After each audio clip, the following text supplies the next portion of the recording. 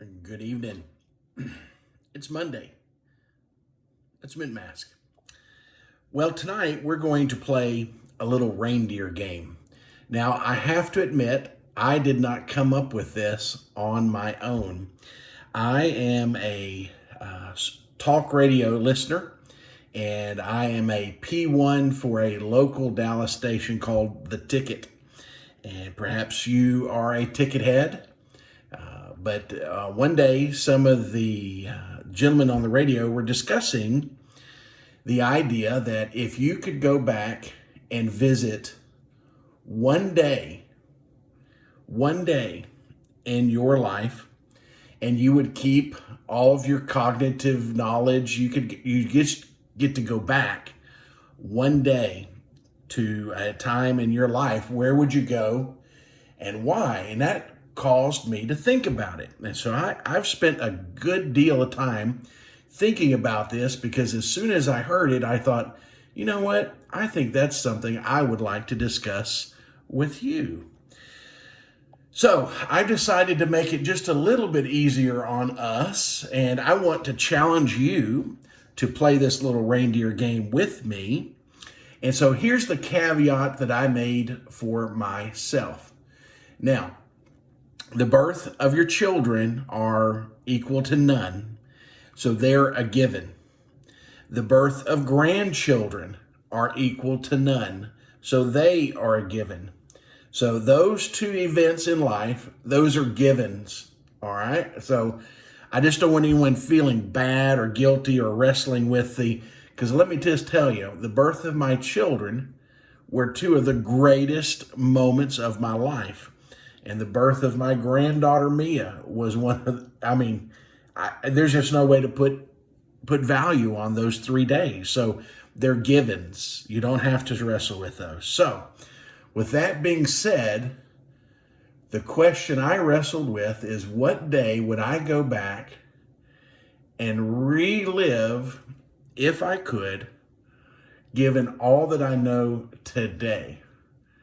And so if I had a live studio audience, or one of those bands like the guys on TV have, they'd begin to play as the drama built, and you're wondering right now, well, what's he going to pick? Let me just tell you this. I've had some awesome days in my life. I am a blessed man. So the catalog is pretty thick. So I gave it a lot of thought. And I thought, well, as I started settling on my day, I thought, well, there's going to be some people may accuse me of trying to just be overly, soft and cuddly, or just, people, I don't know. And some of you men, let me just tell you, it's about to get real sappy up in here. But I had decided on what my day was, and here it is. If I could go back and live one day over with all that I know today, with all that I've experienced in my life, I have decided that my one day would be my wedding day. Ladies, I know I can hear you. Some of you gentlemen, I can hear you. But let me explain to you. Let me explain. Lucy, let me explain. When my bride agreed to marry me, we were both very, very young. Very young. When my bride married me, she was 19, and she was a fresh 19. And I was 23. And to say that I thought I had the world by the tail would be the grossest of understatements, because what I found out was the world had me by the tail. I have learned over my years just how much I did not know. Let me tell you what I knew at 23. I knew the Lord is my Savior. I knew that I would rather have my life with Christ than the life that I had before Christ. I knew that I loved a woman by the name of Sharon Sampson. and that I wanted to spend the rest of my life with her. Every day, every night, every weekend, everything. I knew I wanted that more than anything. Now, what I didn't know was all the other stuff that comes with it. What I didn't know was absolutely how precious and valuable and beautiful a wedding ceremony could be. If I'm being honest, I was just ready to get there, get through it, and get on with it. I was so out of touch and uncoached. I wore white athletic socks with my black shoes and my gray tux. I was so lost in all of it, I didn't really grasp. One of the songs that was sang at our wedding was Flesh of My Flesh, one of the most beautiful songs. It's written out of a biblical text. You are flesh of my flesh and bone of my bone. And it talks about the intimacy of marriage. And I'm being as honest with you as I can. I had no clue what that song meant. In fact, I remember giving a little bit of pushback to my fiance because I didn't understand what it meant, and I wasn't quite sure it was something I wanted sung at our wedding. How foolish was I? Because you see, I did not completely understand the beauty and the value of a young lady giving you her hand, her heart, for the balance of her life. My bride has been with me longer than she was without me, as I am too, of course, but I had no idea of what God intends the marriage to be. The marriage is a living picture of his relationship to his church. I had no concept of all that it meant. I had no idea of all that it would bring to my life. I had no idea what it would cost in my life.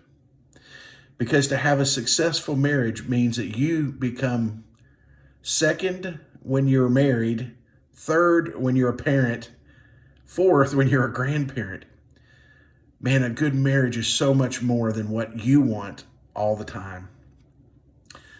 If I could go back and live one day, it would be my wedding day. Now, the challenge about going back to your one day is this, is it's very possible that some of the people who are in that day aren't in this day. And that hurts. It reminds us that life is finite. And it reminds us that we don't get to keep everyone forever. And that's for me. You know, one of the things is I would love to treasure that day more. I would love to know better what marriage is. I would love to have drank more deeply of the sacredness and the beauty and the gift that a wedding day is. My bride to me, our families to us, our friends to us, the Lord to us. But I also think of my beautiful family that have already stepped into glory. My in-laws, my mom, and others. That'd be a great day to spend with them again. So when I think about that day, I'm so thankful for it. Even in my ignorance, I'm so thankful for it because that day touches every day of my life since. And I wouldn't change a thing because my bride has given me the wings to fly anywhere for any length of time, for any distance that God has ever called us to. My bride has always given me a safe harbor to come home to when the storms get to raging. My bride has raised two of the most beautiful children that you could ever want. And my bride is putting a deep and lasting fingerprint in our beautiful granddaughter. How blessed am I? So here's my challenge to you. I would love for you to sit down and really wrestle with the idea, if you could go back to one day, Where would it be? What would it be? And most importantly, why would it be? And if you'd like, I would love for you to share that with us. If you don't feel like it, I understand. But what it does do is it teaches us to value our history, but it teaches us to value our today. You see, we can't live in the past because eventually the sorrow would overcome the joy. But we can live in today. Behold, today's the day the Lord has made. I will rejoice and be glad in it. So live in today. Take a moment. Pick your day. Wander back there for a little while. It's good medicine. I want to thank you as always for your most precious gift to me, your time. I want to pray that you have a wonderful week and that if it's the Lord's will, you'll join me here again in a week for Mint Mask with a Message. And until then, please be a part of the solution, not part of the problem.